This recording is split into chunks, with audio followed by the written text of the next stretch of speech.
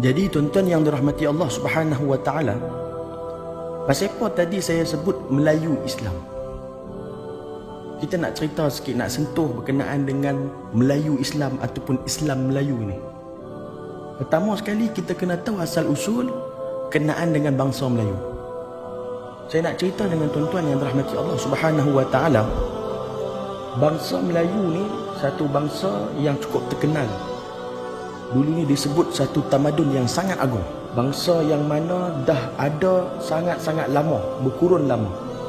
Satu bangsa yang juga dikenali dengan penuh adat dan kesopanan.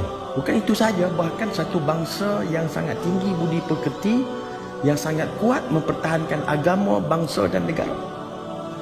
Bahkan inilah satu-satunya bangsa yang mana mempunyai hanya satu agama, iaitu kalau kita sebut Melayu, mesti Islam. Sebab tu bila kita sebut tentang Melayu, benda pertama yang terdetik di fikiran kita adalah agama Islam. Ini kerana Melayu dan Islam ni tak boleh kita nak pisahkan.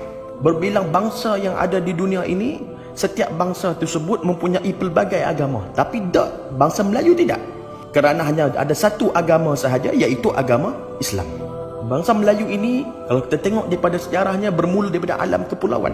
Malah bangsa Melayu merupakan satu-satunya bangsa di dunia ini yang mana habitat asal Melayu itu bukan di atas satu dataran yang besar, tetapi di atas gugusan-gugusan kepulauan. Nama Nusantara, iaitu panggilan lain bagi kepulauan alam Melayu itu sendiri, membawa maksud satu benua yang terdiri dari pulau-pulau. Ketua ulama Syekh Ahmad Al-Fatani berkata, Melayu ni adalah kelompok atau segolongan besar manusia. Negeri-negeri mereka adalah sesubur-subur negeri dunia. Satu orang tokoh yang disebutkan namanya Dr. Burhanuddin Al-Hilmi berkata bangsa Melayu adalah satu bangsa yang bersendiri di antara beberapa bangsa dalam dunia ini yang ada kawasan negeri. Tingkah laku, perangai dan kebudayaan yang bersendiri serta cara hidup dan sejarahnya yang tersendiri membezakan dengan lain-lain bangsa dari semenjak beribu-ribu tahun hingga ke hari ini, tuan-tuan yang dirahmati Allah Ta'ala. Jadi tujuan saya nak cerita kepada tuan-tuan semua yang dirahmati Allah Ta'ala, macam mana Islam mula-mula mai ke tempat kita. Dakwah Islam ni mula tersebar di alam Melayu sejak abad ke-7 Masihi lagi, iaitu abad pertama Hijrah, berterusan hingga abad ke-8 secara istiqamah oleh pedagang-pedagang ataupun pendakwah Arab ni. Walaupun belum ada kerajaan Islam yang terbentuk di alam Melayu pada abad ke-7 dan abad ke-8 Masihi, namun masyarakat Melayu ketika itu, terutamanya para pedagang, telah memeluk agama Islam. Kita boleh lihat agama Islam mula bertapak ke alam Melayu ini melalui dua tempat, iaitu kerajaan Kedah Tua dan Pelak yang dalam daerah Aceh Utara pada hari ini. Melalui dua tempat inilah agama Islam terus berkembang dengan pesat di alam Melayu. Sebuah rombongan Islam telah mendarat di Pelak sekitar tahun 820 Masihi. Salah seorang daripada rombongan tersebut yang bernama Said Ali bin Muhammad bin Ja'far Sadiq, yang merupakan Ahlul Bait, yakni keturunan Rasulullah sallallahu alaihi wasallam, yang berkahwin dengan puteri Pelak yang bernama Puteri Makhdum Tansyuri. Maka dari pernikahan ini lahirlah zuriat daripada mereka ini yang bernama Said Abdul Aziz. Maka di situ terbentuklah kerajaan Islam yang pertama di alam Melayu, iaitu kerajaan Islam Pelak sekitar tahun 840 Masihi, yang dipimpin oleh Sultan Ali bin Said Maulana Abdul Aziz, iaitu anak kepada Said Ali bin Muhammad bin Ja'far As-Sadiq dan puteri Makhdum Tansyuri. Kerajaan Kedah Tua ni pula dikatakan Islam telah mula bertapak selewat-lewatnya pada abad ke-9 Masihi melalui pedagang-pedagang Arab. Salah satu tokoh dia yang bernama Syekh Abdullah Al-Qumairi Al-Yamani merupakan salah seorang pendakwah yang pertama yang menyebarkan agama Islam pada kerajaan Kedah Tua. Hal ini dibuktikan dapat dikuatkan lagi apabila ahli arkeologi menemui batu cop nama yang tertulis perkataan Ibnu Sirdan, yang mana merupakan kepunyaan anak murid kepada Syekh Abdullah Qumairi. Hubungan kerajaan Kedah Tua dan dunia Arab ni dapat dibuktikan, tuan-tuan, dengan mana dijumpai mata wang shilling zaman Khalifah Al-Mutawallil yang bertarikh tahun 848 Masihi yang ditemui di Lembah Bujang. Bukan itu sahaja, bahkan kerajaan Islam Kedah Tua juga pernah membantu Sultan Salahuddin Al-Ayubi bagi menawan kota Baitul Maqdis dalam misi perang salib. Kerajaan Islam Kedah Tua juga yang juga dikatakan turut menghantar bahan-bahan rempah kepada Sultan Salahuddin, kerana waktu itu bahan rempah sangat-sangat penting untuk mengawet bekalan makanan ketika mana peperangan. Kalau kita lihat pula, kerajaan Islam yang ada di Melaka pernah menghantar surat amaran kepada kerajaan Perancis, surat ancaman tuan-tuan. Kerana waktu itu dikatakan kerajaan Perancis hendak menyerang kota Makkah. Sultan Melaka ketika itu menjalankan tanggungjawabnya dengan mengarahkan askarnya, sekiranya Perancis tak mau tarik balik ataupun membatalkan hasrat mereka untuk menyerang kota Makkah, maka Sultan Melaka akan perintahkan askarnya untuk membunuh semua pedagang daripada Perancis. Dengan berkat usaha ini, hal ini menyebabkan kerajaan Perancis batalkan hasrat mereka untuk menyerang kota Makkah.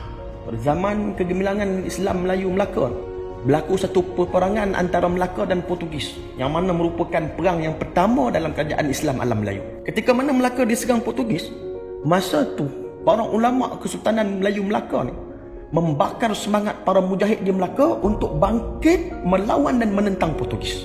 Salah seorang ulama yang bersama-sama dengan rakyat Melaka ketika itu dalam menyerang Portugis ni ialah Maulana Sadar Jahan, yang merupakan penasihat utama Sultan Ahmad, putera kepada Sultan Mahmud Shah. Di samping tu, kerajaan Islam Demak juga turut membantu Melaka dalam memerangi Portugis. Angkatan tentera kerajaan Islam Demak juga turut dianggotai oleh para alim ulama, antaranya Sunan Kalijaga dan Sunan Kudus. Bahkan Sunan Kudus sendiri turut menjadi panglima angkatan laut dalam misi menyerang Portugis di Melaka. Selain itu juga, kerajaan Islam Aceh juga hantar angkatan tentera, hantar bantuan yang mana dipimpin oleh Syekh Samsuddin Al-Sumatrai bagi membantu Melaka menyerang Portugis, yang mana mengakibatkan Syekh Samsuddin telah syahid dalam peperangan ini dan dimakamkan di Kampung Ketek di Melaka. Kita boleh lihat juga antara peperangan lain yang berlaku di antara Kedah dan Patani menentang Siam. Perang ini juga dipelopori oleh banyak alim ulama kita. Antara ulama masyhur yang memimpin jihad menentang Siam ketika itu adalah satu yang bernama Syekh Abdul Samad Al-Falimbani, Syekh Daud Al-Fatani, Syekh Wan Mustafa Al-Fatani, atau lebih masyhur dengan panggilan Panglima Tok Bendang Dayak, Syekh Wan Abdul Qadir, Syekh Muhammad Mas'ud Al-Banjari dan ramai lagi tuan-tuan.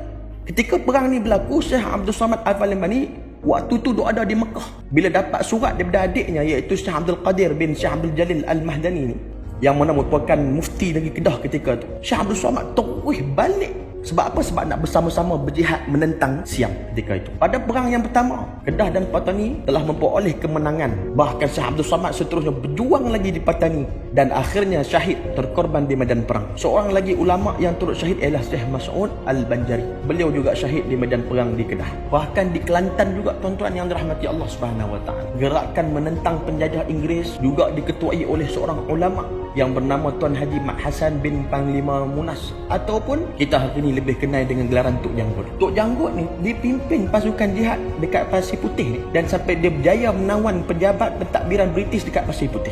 Pada tahun 1915, Tok Janggut bersama dengan angkatan tenteranya diserang oleh pihak British dekat kampung Dalam Pupuh, dan akhirnya Tok Janggut pun syahid di medan peperangan tersebut. Kalau kita tengok pula di Terengganu, satu orang ulama yang sangat berpengaruh iaitu Tuan Guru Haji Abdul Rahman Limbong juga mengetuai gerakan dan pasukan menentang penjajahan Inggeris di Terengganu pada tahun 1928. Pasukan Tuan Guru Haji Abdul Rahman Limbong berjaya menawan bangunan kerajaan di Kuala Berang. Namun tuan-tuan, pasukan polis Inggeris telah melakukan serangan yang mana menyebabkan 11 orang syahid dan angkatan tentera yang lain telah ditangkap dan dipenjara seumur hidup. Dan juga Tuan Guru Haji Rahman Limbong tadi telah dibuang daerah. Lalu beliau berhijrah ke kota Makkah dan menghembuskan nafasnya yang terakhir di sana. Inilah cerita yang saya sebutkan tadi kepada tuan-tuan yang dirahmati Allah Ta'ala, menunjukkan bahawa betapa semangat Islam, jihad yang ada dalam diri ulama-ulama dan juga nenek moyang kita terdahulu, yang mana membangkitkan semangat mereka demi menjaga tanah air dan juga bangsa ini daripada unsur-unsur atau pengaruh dan penjajahan. Untuk apa? Untuk memberikan keselesaan kepada kita hari ini. Ini semua adalah perjuangan kerana Allah Subhanahu Wa Taala demi menjaga agama, bangsa dan negara. Inilah perjuangan orang dulu-dulu, yang mana barisan para alim ulama dan juga orang awam semuanya turut bersama-sama berganding bahu, bekerjasama dalam nak mempertahankan tanah air dan juga mempertahankan bangsa kita, yang mana tidak mahu kita terus ditindas dan dipijak serta dihina. Sebab tu saya sebut tadi, yang mana saya sebut Melayu ini adalah satu bangsa yang tidak lari daripada Islam. Melayu ini bukan saja tinggi dengan adat, bahkan adat-adat Melayu itu sendiri melambangkan kemegahan Islam.